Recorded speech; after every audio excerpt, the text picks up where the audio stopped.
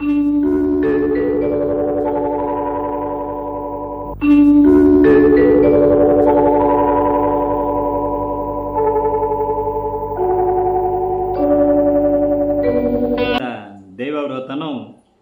ತಡ ಮಾಡದೆ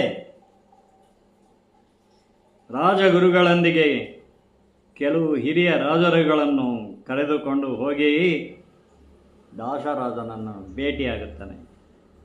ದಾಸರಾಜನು ದೇವವ್ರತನನ್ನು ಗೌರವದಿಂದ ಬರಮಾಡಿಕೊಳ್ಳುತ್ತಾನೆ. ದೇವವ್ರತನು ತನ್ನ ತಂದೆ ಶಂತನು ಅಭೀಷ್ಟವನ್ನು ನೆರವೇರಿಸಲು ತಾನು ಬಂದಿರುವೆನೆಂದು ತಿಳಿಸಿದಾಗ ದಾಸರಾಜನು ಅರಕ್ಷಣ ಮೂಕ ವಿಸ್ಮಿತನಾಗಿ ಅವನನ್ನೇ ನಿಟ್ಟಿಸಿ ನೋಡಲು ದೇವವ್ರತನು ಹೇಳುತ್ತಾನೆ, ದಾಸರಾಜ, ನಿಮ್ಮ ಮಗಳು ಸತ್ಯವತಿಯನ್ನು ನನ್ನ ತಾಯಿಯಾಗಲು ಸ್ವೀಕರಿಸಲು ನಾನೂ ಸಿದ್ಧನಿದ್ದೇನೆ ಎಂದೇ ನೇರವಾಗಿ ಹೇಳಿದ್ದಾನೆ.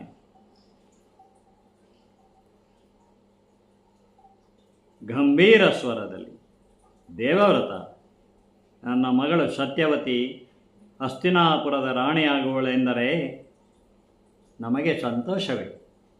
ಆದರೆ ನಾವು ಬೆಸ್ತರು, ಬಡವರು, ನಾವೆಲ್ಲಿ ನೀವೆಲ್ಲಿ ದೇವವ್ರತ?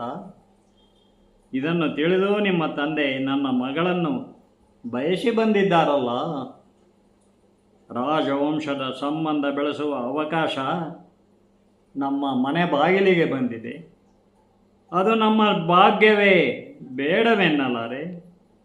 ಧರ್ಮಾತ್ಮನಾದ ಶಂತನು ಮಹಾರಾಜರಿಗೆ ತಕ್ಕ ಧರ್ಮನಿರತನಾದ ಏಕೈಕ ಪುತ್ರ ನೀನು.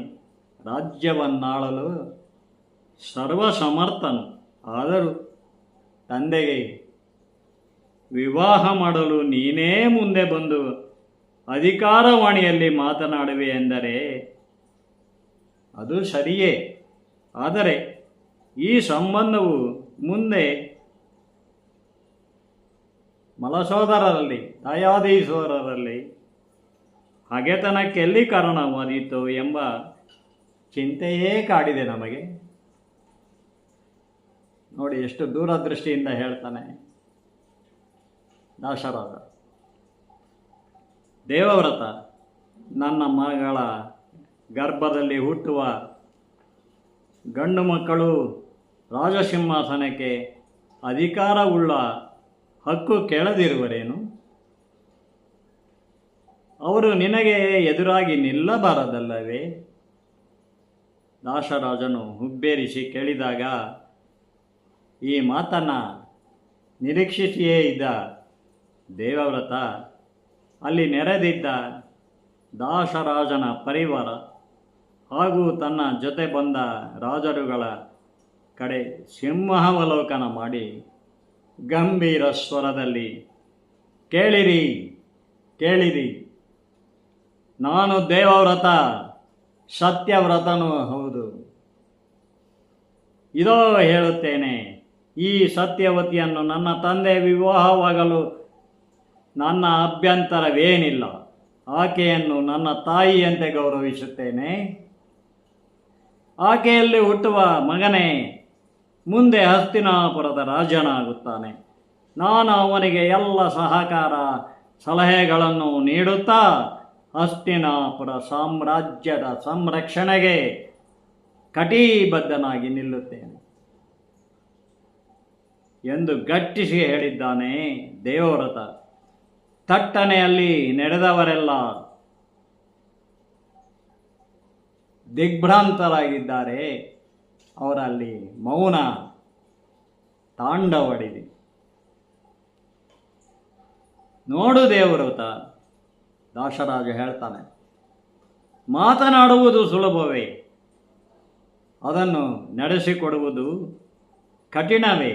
ನೀನು ಹಸ್ತಿನಾಪುರದ ಯುವರಾಜನು, ಮಹಾರಾಜ ಶಂತನುಗೆ ಪ್ರೀತಿ ಪಾತ್ರನಾದ ಏಕೈಕ ಪುತ್ರ. ಅವರ ವಿಚಾರವಾಗಿ ಮಾತನಾಡಲು ಅಧಿಕಾರವುಳ್ಳವನೇ ಸರಿ. ಆದರೂ ನಾನು ನನಗೆ ಕೇಳಲೇಬೇಕಾದ ಇನ್ನೊಂದು ವಿಚಾರವು ಬಹಳ ಮುಖ್ಯವಿದೆ. ರಾಜಧರ್ಮವನ್ನು ಅರಿತ ನಿನಗೂ ಅದು ತಿಳಿದೆ.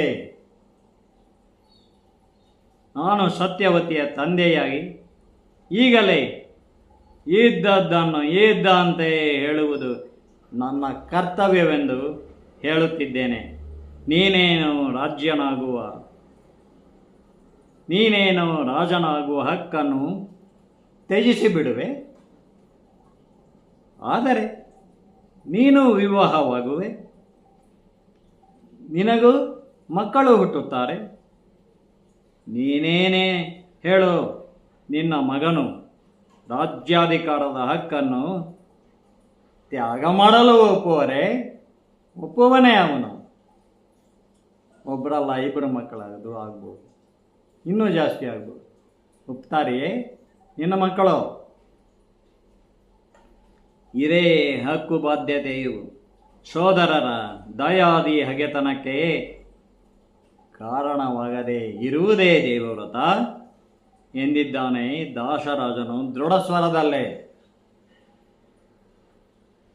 ಓಹ್, ನೀವು ಹೇಳುವುದು ಸತ್ಯವೇ ಎಂದು ಕ್ಷಣಕಾಲ ಸ್ತಬ್ಧನಾದ ದೇವವ್ರತನು ಗಂಭೀರವಾಗಿ ಯೋಚಿಸಿ ತಟ್ಟನೆ ದಾಸರಾಜನ ಬೆನ್ನ ಹಿಂದೆ ನಾಚಿ ಮುದುಡಿಕೊಂಡು ನಿಂತ ಸತ್ಯವತಿಯನ್ನು ನಿಟ್ಟಿಸಿ ಏರು ಧ್ವನಿಯಲ್ಲಿ ಹೇಳುತ್ತಾನೆ, ಎಲ್ಲರೂ ಕೇಳಿರಿ, ನಾನು ಮಹಾರಾಜ ಶಂತನು ಮಗ ದೇವವ್ರತ ಹೇಳುತ್ತೇನೆ ಎನ್ನುತ್ತಾ ಸತ್ಯವತಿಗೆ ಅವಳ ಕಡೆಗೆ ಬೆರಳು ತೋರಿಸಿ, ಈ ಸತ್ಯವತಿಯು ಮಹಾರಾಜ ಶಂತನು ಕೈ ಹಿಡಿದು ಮಹಾರಾಣಿಯಾಗುವುದಾದರೆ ಇವಳ ಹೊಟ್ಟೆಯಲ್ಲಿ ಹುಟ್ಟುವ ಮಗನೇ ಮುಂದೆ ನಮ್ಮ ಹಸ್ತಿನಾಪುರ ಸಾಮ್ರಾಜ್ಯದ ಅರಸೊತ್ತಿಗೆಗೆ ವಾರಸುದಾರನಾಗಿ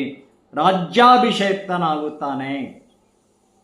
ನಾನು ಆಜೀವ ಪರ್ಯಂತ ಮದುವೆಯಾಗದೆ ಬ್ರಹ್ಮಚಾರಿಯಾಗಿಯೇ ಇರುವೆನು. ಇದು ನನ್ನ ಪ್ರತಿಜ್ಞೆ. ಇದಕ್ಕೆ ಇಲ್ಲಿ ನೆರೆದ ಹಿರಿಯರು, ರಾಜರು, ಸೂರ್ಯಚಂದ್ರರೇ ಸಾಕ್ಷಿ ಎಂದು ದೃಢ ಸ್ವರದಲ್ಲಿ ಘೋಷಿಸಿದ್ದಾನೆ ದೇವವ್ರತ.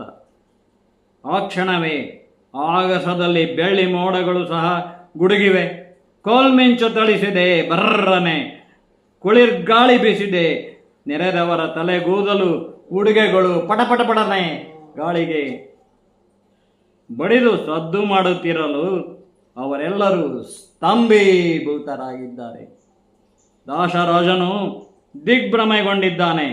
ಇಂತಹ ಘನಘೋರ ಪ್ರತಿಜ್ಞೆಯನ್ನು ಅವನು ದೇವವ್ರತನಿಂದ ನಿರೀಕ್ಷಿಸಿರಲಿಲ್ಲ. ನೆರೆದ ಹಿರಿಯರು, ರಾಜರು, ಮುತ್ಸದ್ದಿಗಳೆಲ್ಲರೂ ದೇವವ್ರತನು ಭರತಕುಲದ ಭೀಷ್ಮನೆಂದೇ ಪ್ರಖ್ಯಾತನಾಗುತ್ತಾನೆ.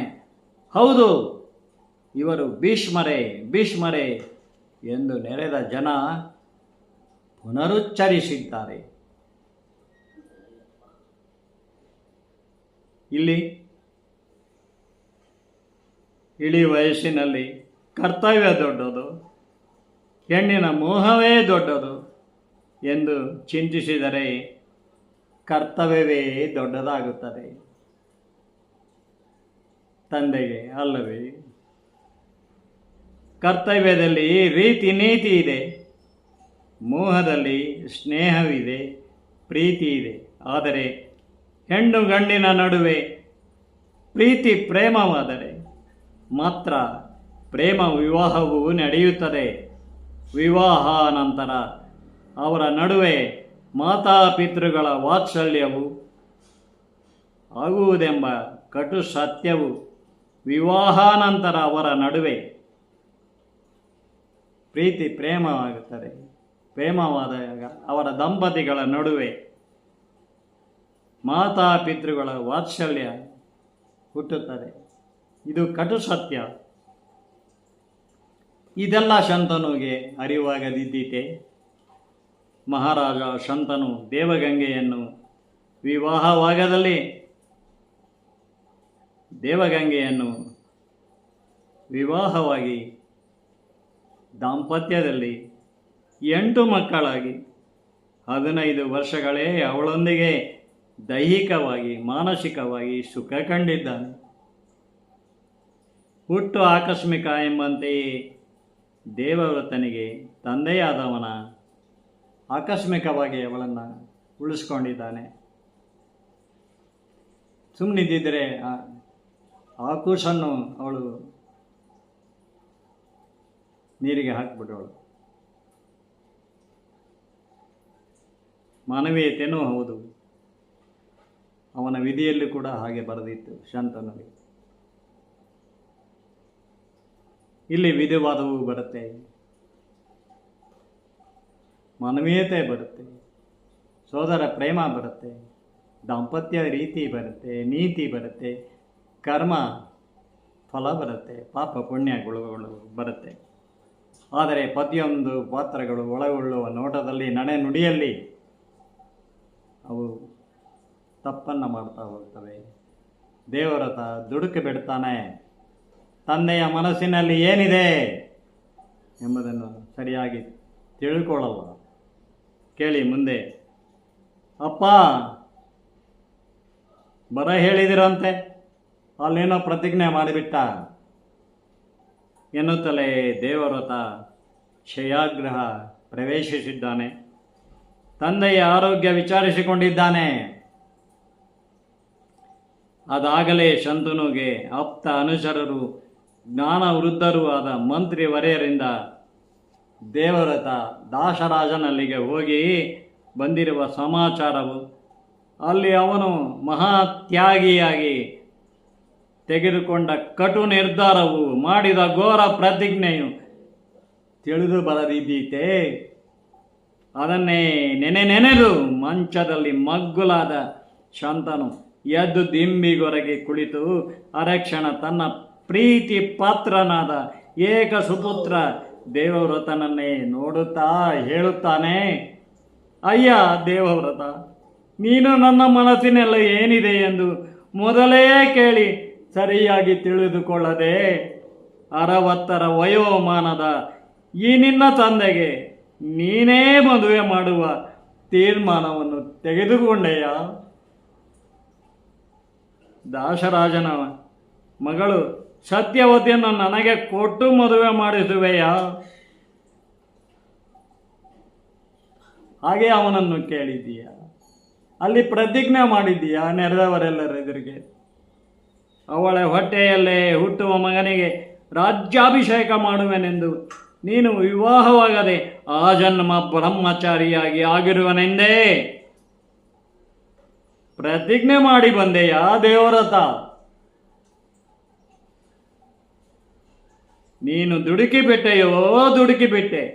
ಈಗಾಗಲೇ ಪ್ರಾಪ್ತ ವಯಸ್ಸಿಗೆ ಬಂದ ನೀನು ವೀರ್ಯ ಶೌರ್ಯ ಸಾಹಸಿಯು ಮಹಾಜ್ಞಾನಿ ಎಂದೇ ಹೆಸರಾದವನು. ನಿನ್ನ ಮೇಲೆ ನಾನು ಪ್ರಾಣವನ್ನೇ ಇಟ್ಟುಕೊಂಡಿರುವೆನೋ ದೇವವ್ರತ?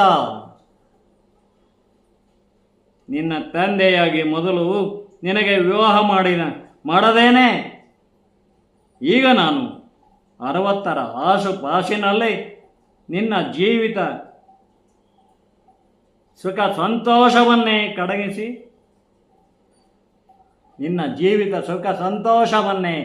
ಕಡೆಗಣಿಸಿ ನನ್ನ ಉತ್ತರಾಧಿಕಾರಿ ನೀನಾಗುವುದನ್ನೇ ನಿರ್ಲಕ್ಷಿಸಿ ನಾನು ವಿವಾಹವಾಗುವುದೆಂದರೇನೋ ಈ 60ರ ವಾಸುಪಾಸಿನಲ್ಲಿ? ಛೇ ಎಂಥ ಪ್ರತಿಜ್ಞೆ ಮಾಡಿ ಬಂದೆಯೋ ದೇವವ್ರತ, ನೀನು ದುಡುಕಿಬಿಟ್ಟೆ. ಶಂತನು ದನಿ ಕ್ಷೀಣಿಸಿದೆ. ದೇವವ್ರತ ಮಾತು ಕಳೆದುಕೊಂಡವನಂತೆ ಕುಳಿತಾಗ ಶಂತನು ಮುಂದುವರಿದು, ಒಂದು ಕಣ್ಣಲ್ಲ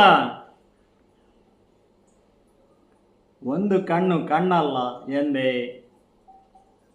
ಅಷ್ಟೇ. ನೀನು ಅದನ್ನು ತಪ್ಪಾಗಿ ಭಾವಿಸಿದೆ. ನಿನ್ನ ಈ ವಯಸ್ಸಿನ ತಂದೆಗೆ ಮದುವೆ ಮಾಡುವ ನಿರ್ಧಾರ ತೆಗೆದುಕೊಂಡೆ ಏಕೆ ದೇವವ್ರತ? ನೀನು ದುಡುಕಿಬಿಟ್ಟೆಯೋ? ನನಗೆ ಸತಿಯಾದವಳು ದೇವಗಂಗೆ, ನಿನಗೆ ತಾಯಿ. ನೀನು 5 ವರ್ಷದ ಬಾಲಕನಾದಾಗ ನಿನ್ನನ್ನು ಕರೆದೊಯ್ದಳು. 10 ವರ್ಷಗಳ ಕಾಲ 4 ಗುರುಗಳಿಂದ ನಿನಗೆ ಬ್ರಹ್ಮವಿದ್ಯೆಯನ್ನು, ಗುಣಕರ್ಮಗಳ ಧರ್ಮಶಾಸ್ತ್ರವನ್ನು ಕಲಿಸಿ ಧನುರ್ವಿದ್ಯೆಯಲ್ಲಿ ಪರಶುರಾಮನಿಂದ ಪರಿಣಿತನನ್ನಾಗಿಸಿದಳು. ನಿನ್ನನ್ನು ನನಗೊಪ್ಪಿಸಿ ಹೋದಳು. ಹಾಗೆಯೇ 30 ವರ್ಷಗಳೇ ಸ್ತ್ರೀ ಸೌಖ್ಯವಿಲ್ಲದೆ ರಾಜಯೋಗಿಯಂತೆ ಇದ್ದ ನನಗೆ ಈಗ ಯೋಜನಗಂಧಿ ಸತ್ಯವತಿಯ ಸುವಾಸನೆ ಬರೆಸೆಳೆದು ವಿಚಲಿತನನ್ನಾಗಿ ಮಾಡಿದೇಕೆ?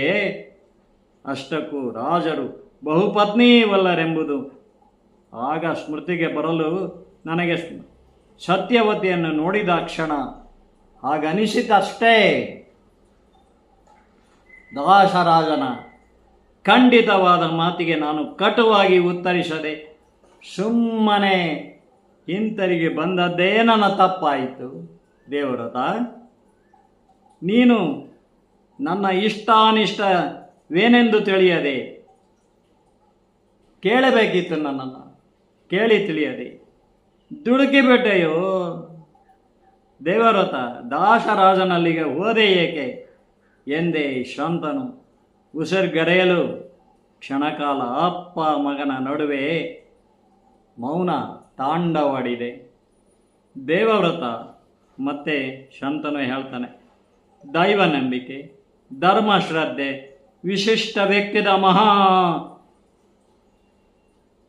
ದೈವ ನಂಬಿಕೆ, ಧರ್ಮಶ್ರದ್ಧೆ, ವಿಶಿಷ್ಟ ವ್ಯಕ್ತಿತ್ವವುಳ್ಳ ಮಹಾ ಬಲಶಾಲಿ ನೀನು ದೇವವ್ರತ. ನಿನಗೆ ಬೇರೆ ಯಾವ ರಾಜರು ಸರಿಗಟ್ಟಲಾರರೆಂದೇ ಭರತಖಂಡದಲ್ಲಿ ಹೆಸರಾಗಿರುವೆ. ಸದ್ಯದಲ್ಲೇ ನಿನಗೆ ವಿವಾಹ ಮಾಡಿ ನೀನು ಪತ್ನಿಯೊಂದಿಗೆ ಸುಖವಾಗಿರುವುದನ್ನು ನೋಡಲು ಹಂಬಲಿಸಿದ್ದೇನೋ. ತಡ ಮಾಡಿಬಿಟ್ಟೆ ದೇವವ್ರತ. ನೀನು ನನ್ನ ಮನಸ್ಸನ್ನು ಸರಿಯಾಗಿ ಅರ್ಥ ಮಾಡಿಕೊಳ್ಳಲಿಲ್ಲವೋ? ದುಡುಕೆ ಬಿಟ್ಟೆಯೋ? ನಿನ್ನ ಸುಖಕ್ಕೆ ನೀನೇ ಕುತ್ತು ತಂದುಕೊಂಡೆ. ನಿನ್ನಿಂದ ಹುಟ್ಟುವ ಮಗನು ನಿನ್ನಷ್ಟೇ ಸತ್ವಶಾಲಿಯಾಗಿ ಗುಣಾಢ್ಯನು, ಬಲಾಢ್ಯನು, ಶಸ್ತ್ರಾಸ್ತ್ರ ವಿದ್ಯೆಯಲ್ಲಿ ಪರಾಕ್ರಮಿಯೂ ಆಗಿದ್ದು ನಮ್ಮ ಚಂದ್ರವಂಶದ ಭರತ ಕುಲದ ಚಕ್ರವರ್ತಿಯಾಗುವನೆಂದೇ ಕನಸು ಕಂಡಿದ್ದೇನಲ್ಲ. ಅಷ್ಟರಲ್ಲಿ ಎಲ್ಲರೆದುರಿಗೆ ದಾಸರಾಜನಿಗೆ, ನಿನ್ನ ಈ ಇಳಿ ವಯಸ್ಸಿನ ತಂದೆಗೆ ವಿವಾಹ ಮಾಡಿ ನೀನು ರಾಜ್ಯಾಧಿಕಾರವನ್ನು ತ್ಯಜಿಸಿ ಬಿಡುವೆನೆಂದು, ನೀನು ಆಜನ್ಮ ಬ್ರಹ್ಮಚಾರಿಯಾಗಿರುವೆನೆಂದೇ ಘೋಷಿಸಿ ಘೋರ ಪ್ರತಿಜ್ಞೆ ಮಾಡಿ ಭೀಷ್ಮನೆನಿಸಿಕೊಂಡು ಬಿಟ್ಟೆಯ. ಬೇಷ್, ನಿನ್ನ ಇಡೀ ಜೀವಿತಕ್ಕೆ ಸ್ತ್ರೀ ಸೌಖ್ಯವಿಲ್ಲದೆ ಒಂಟಿಯಾಗಿರುವ ಸಂಕಷ್ಟವನ್ನು ನಿನ್ನ ಮೈ ಮೇಲೆ ಎಳೆದುಕೊಂಡೆಯ? ಛೇ, ದೇವವ್ರತ ಶಾಂತನು ಗದ್ಗದಿತನಾಗಿದ್ದಾನೆ. ಅಪ್ಪ, ಚಿಂತಿಸದಿರಿ. ಸತ್ಯವತಿಯನ್ನು ನನ್ನ ತಾಯಿಯಂತೆ ನೋಡಿಕೊಳ್ಳುತ್ತೇನೆ. ಆಕೆಯಲ್ಲಿ ಹುಟ್ಟುವ ಮಕ್ಕಳನ್ನು ನನ್ನ ಒಡ ಹುಟ್ಟಿದವರೆಂದೇ ತಿಳಿಯುತ್ತೇನೆ. ವೇದೋಕ್ತವಾದ ಆದರ್ಶ ತತ್ವಗಳನ್ನು, ಶಸ್ತ್ರಾಸ್ತ್ರ ವಿದ್ಯೆಗಳನ್ನು ಕಲಿಸಿ ಬಲಿಷ್ಠರನ್ನಾಗಿಸುವೆ. ಅವರು ಧರ್ಮದಿಂದ ರಾಜ್ಯವಾಳಲು ಎಲ್ಲ ರೀತಿಯ ಸಲಹೆ ಸಹಕಾರ ನೀಡುತ್ತೇನೆ. ದೇವರತೆನೆಂದಾಗ ಶಾಂತನು ಏನು ಹೇಳುತ್ತಾನೆ? ಅವನ ಬಾಯಿ ಕಟ್ಟಿತು. ತೀವ್ರ ಹತಾಶೆಯಿಂದ ಪಕ್ಕದ ಕಪಾಟಿನಲ್ಲಿದ್ದ ಚೂರ್ಣಗಳ ಭರಣಿಗಳ ನಡುವೆ ಮದ್ಯದ ಪಾತ್ರೆಯನ್ನು ತೋರಿಸಿ ಅದನ್ನು ಲೋಟಕ್ಕೆ ಬಗ್ಗಿಸಿಕೊಡು ಎನ್ನುತ್ತಾನೆ. ತಂದೆ ಹಿತಮಿತವಾಗಿ ಕೆಲವೊಮ್ಮೆ ಮದ್ಯ ಸೇವಿಸುವುದು ಕೂಡ ದೇವವ್ರತನಿಗೆ ತಿಳಿದಿತ್ತು. ಅದರಿಂದ ಲೋಟಕ್ಕೆ ಅರ್ಧದಷ್ಟು ಸುರಿಯಲು ಶಾಂತನು ಅದರ ತುಂಬ ಕೊಡು ಎಂದಾಗ ದೇವವ್ರತ ಇದೇನು ಎಂದು ಮಿತಿಮೀರಿ ಕುಡಿಯದ ತಂದೆ ಏನು ಹೀಗೆ ಕೇಳುತ್ತಿದ್ದಾನೆ ಎಂದಾಗ ಅರೆಮನಸ್ಸಿನಿಂದ ತುಂಬಿಸಿಕೊಡುತ್ತಾನೆ. ಶಂತನು ಒಂದೇ ಗುಟಿಗೆಗೆ ಕುಡಿದವನೇ. ದೇವವ್ರತ, ನೀನೊಮ್ಮೆ ಒಂದು ನಿರ್ಧಾರ ತೆಗೆದುಕೊಂಡರೆ ಆಯಿತು ಅಷ್ಟೇ. ಕಠಿಣವಾದರೂ ಪಾಲಿಸುವೆ ಎಂದೇ ಈಗಾಗಲೇ ಯುವರಾಜನಾಗಿ ಜನತೆಗೆ ತೋರಿಸಿವೆ. ಒಂದು ನಿರ್ಧಾರ ನೀನು ತೆಗೆದುಕೊಂಡರೆ ಆಯಿತು ದೇವವ್ರತ, ಅದೆಷ್ಟೇ ಕಠಿಣವಾದರೂ ಪಾಲಿಸುವೆ ಎಂದು ಹಸ್ತಿನಾಪುರ ಸಾಮ್ರಾಜ್ಯವೇ ತಿಳಿದಿದೆ. ದೇವವ್ರತ, ಹೆಣ್ಣಿನ ಸುಖವೆಂದರೆ ದೈಹಿಕವಷ್ಟೇ ಅಲ್ಲ. ಹೆಣ್ಣು ಸಾಧಾರಣ ರೂಪಸಿಯಾದರೂ ಹೆಚ್ಚು ವಿದ್ಯೆ ಕಲಿತವಳಲ್ಲವಾದರೂ ಧರ್ಮಪತ್ನಿಯೇ. ಅವಳ ಸಂಘ ಸೌಖ್ಯ ಮಕ್ಕಳ ಒಡನಾಟದಲ್ಲಿ ಪತಿಯಾದವನು ಅನುಭವಿಸುವ ಜೀವನಾನಂದವನ್ನು ಮಾತಿನಿಂದ ಹೇಳಲಾಗದು ದೇವವ್ರತ. ನೀನು ಅದರಿಂದ ವಂಚಿತನಾದೆಯಲ್ಲ. ಶಂತನು ವಿಲಪಿಸಿದ್ದಾನೆ. ನೋಡಿ, ಮಹಾಭಾರತ ಮನೆ ಮನೆ ಕಥೆಯಾಗುವುದು ಹೀಗೆ. ಅಪ್ಪ, ನನ್ನ ಬಗ್ಗೆ ಯೋಚಿಸಿದರೆ ಏಕೆ ಮಾಡುವಿರಿ? ಚಿಂತೆ ಬೇಡ ನನ್ನ ಬಗ್ಗೆ. ದೇವವ್ರತ ತಂದೆಗೆ ಅನುನಯಿಸಲು ಯತ್ನಿಸಿದ್ದಾನೆ. ಶಂತನು ಮಗನ ಬಲಗೈ ಹಿಡಿದುಕೊಂಡು ಹೇಳುತ್ತಾನೆ, ದೇವವ್ರತ, ನೀನು ಸತ್ವಶಾಲಿ, ಬಲಾಢ್ಯನೇ. ನಮ್ಮ ಹಸ್ತಿನಾಪುರ ಸಾಮ್ರಾಜ್ಯದ ಧರ್ಮ ಸಂರಕ್ಷಣೆ ಪ್ರಗತಿಗೆ ಶ್ರಮಿಸುವ ನಿನಗೆ ಆಯಸ್ಸು ಶ್ರೇಯಸ್ಸು ವೃದ್ಧಿಸಲಿ. ಇಚ್ಛಾಮರಣವು ನಿನ್ನದಾಗಲಿ. ದೇವವ್ರತ, ನೀನು ಸತ್ವಶಾಲಿ, ಬಲಾಢ್ಯನೇ. ನಮ್ಮ ಹಸ್ತಿನಾಪುರ ಸಾಮ್ರಾಜ್ಯದ ಧರ್ಮ ಸಂರಕ್ಷಣೆ ಪ್ರಗತಿಗೆ ಶ್ರಮಿಸುವ ನಿನಗೆ ಆಯಸ್ಸು ಶ್ರೇಯಸ್ಸು ವೃದ್ಧಿಸಲಿ. ಇಚ್ಛಾಮರಣವು ನಿನ್ನದಾಗಲಿ ಎಂದು ಮಗನಿಗೆ ಆಶೀರ್ವಾದ ಮಾಡಿ ನಿಟ್ಟುಸಿರೆಳೆದ ಶಂತನು ಹಾಸಿಗೆಯಲ್ಲಿ ಹೊರಳಿ ಮಗ್ಗುಲಾಗುತ್ತಾನೆ. ಮದ್ಯದ ಮಂಪರಿನಲ್ಲಿ ಹಾಗೆಯೇ ನಿದ್ರೆಗೆ ಜಾರಿದ್ದಾನೆ. ಗಂಗಾ ನದಿಯ ಅಲೆಯ ಮೇಲೆ ಹೆಜ್ಜೆ ಇಡುತ್ತಾ ದೇವಗಂಗೆ ನಡು ಬಳಕಿಸಿ ನಿದ್ರೆಗೆ ಜಾರಿರುವಾಗ ಶಂತ ಬಿಳಿ ಸೀರೆಯ ನೆರಿಗೆಗಳನ್ನು ಚಿಮ್ಮಿಸಿ ಕಿರುನಗೆ ಸೂಸುತ್ತಾ ಬಂದಿದ್ದಾಳೆ. ಈ ಸ್ವರ್ಗ ಸುಂದರಿಯ ಮುಂದೆ ಸತ್ಯವತಿ ಏನೂ ಅಲ್ಲವೆನಿಸಿದೆ ಶಂತನುಗೆ.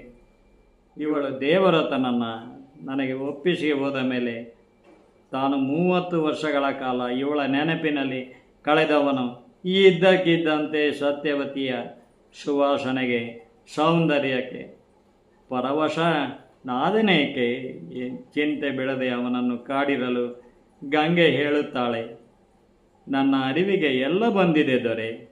ದೇವವ್ರತ ಆ ಜನ್ಮ ಬ್ರಹ್ಮಚಾರಿಯಾಗುವನೆಂದು ಪ್ರತಿಜ್ಞೆ ಮಾಡಿ ಭೀಷ್ಮನಾಗಿದ್ದಾನೆ ಅಲ್ಲವೇ? ಆದರೂ ಸಮಯ ಸಂದರ್ಭವನ್ನು ಅರಿತು ಅವನ ನಿರ್ಧಾರವು ಬದಲಾಗಬೇಕು. ಇಲ್ಲದಿದ್ದರೆ ಈ ಜನ್ಮದ ಪ್ರಾರಬ್ಧವೇ ಕರ್ಮವೇ ಚಿಂತಿಸಬೇಡ ದೊರೆ. ಅಷ್ಟಕ್ಕೂ ಏನು ನಡೆಯಬೇಕು ಅದು ನಡೆದೇ ತೀರುತ್ತದೆ. ನೀವು ಸತ್ಯವತಿಯನ್ನು ವಿವಾಹವಾದದ್ದು ಅನಿವಾರ್ಯ ಕರ್ಮವೇ ಆಗಿದೆ ಎಂದು ಶಂತನುಗೆ ಸ್ವಪ್ನದಲ್ಲಿ ಕಾಣಿಸಿಕೊಂಡ ದೇವಗಂಗೆ ಸಂತೈಸಿದ್ದಾಳೆ.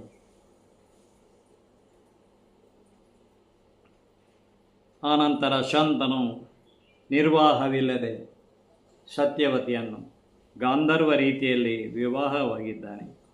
ಸತ್ಯವತಿಗೆ 2 ಗಂಡು ಮಕ್ಕಳಾಗುತ್ತಾರೆ. ಚಿತ್ರಾಂಗದ ವಿಚಿತ್ರವಿದೆ. ಶಂತನುಗಿಂತ ಸಂತೋಷಪಟ್ಟವನು ಭೀಷ್ಮ. ಅವರಿಬ್ಬರು ಪ್ರಾಪ್ತ ವಯಸ್ಕರಾಗರು. ಕೃಪಾಚಾರ್ಯರಿಂದ ಶಸ್ತ್ರಾಸ್ತ್ರ ವಿದ್ಯೆ ಕಲಿಸಿದ್ದಾನೆ. ವೇದಾಂಗ ತತ್ವ ಆದರ್ಶಗಳನ್ನು ಹೇಳಿದ್ದಾನೆ. ಶಸ್ತ್ರಾಸ್ತ್ರ ವಿದ್ಯೆ ಪ್ರಯೋಗ ಪರಿಣಿತಿಯಲ್ಲಿ ಸ್ವತಃ ಅವರಿಗೆ ತರಬೇತಿ ನೀಡುತ್ತಾ ಎದುರಾಳಿಯಾಗಿ ತಾನೇ ನಿಂತು ಹೋರಾಡುವುದನ್ನು ಕಲಿಸಿ ಪರೀಕ್ಷಿಸುತ್ತಲಿದ್ದಾಗ ಭೀಷ್ಮ ಹತಾಶನಾಗುವುದನ್ನು ನೋಡುತ್ತಿದ್ದ ಶಂತನುಗೆ ಚಿತ್ರಾಂಗದ ವಿಚಿತ್ರವೀರ್ಯರಿಬ್ಬರು ತಮ್ಮ ನಿರೀಕ್ಷೆಯ ಮಟ್ಟಕ್ಕೆ ಶಸ್ತ್ರಾಸ್ತ್ರ ವಿದ್ಯೆಯಲ್ಲೂ ಬರಲಿಲ್ಲವೆಂಬುದು ತಿಳಿದು ಕಡುನೊಂದಿದ್ದಾನೆ ಶಂತನು ಮಹಾರಾಜ. ನಂತರ ದಾಸರಾಜನಿಗೆ ಮಾತು ಕೊಟ್ಟೆಯಂತೆಯೇ ಭೀಷ್ಮನು ಚಿತ್ರಾಂಗದನಿಗೆ ಪಟ್ಟ ಕಟ್ಟುತ್ತಾನೆ. ರಾಜ್ಯದ ಕಾರುಬಾರಗಳಲ್ಲಿ ಅವನಿಗೆ ಸಲಹೆ ಸಹಕಾರ ಕೊಡುತ್ತಾ ಬೆಂಬಲವಾಗಿ ನಿಂತಿದ್ದಾನೆ. ಈ ನಡುವೆ ಶಂತನು ಆರೋಗ್ಯ ಹದಗೆಟ್ಟಿದೆ. ತಾನೆಣಿಸಿದಂತೆ ಏನೂ ನಡೆಯಲಿಲ್ಲ. ದೇವವ್ರತನಿಗೆ ಯುವರಾಜಾಭಿಷೇಕ ಮಾಡಿದಾಗಲೇ ಅವನಿಗೆ ವಿವಾಹ ಮಾಡಬೇಕಿತ್ತು ಎಂಬುದನ್ನು ಚಿಂತೆ ಬಿಟ್ಟು ಬಿಡದೆ ಕಾಡಿದೆ.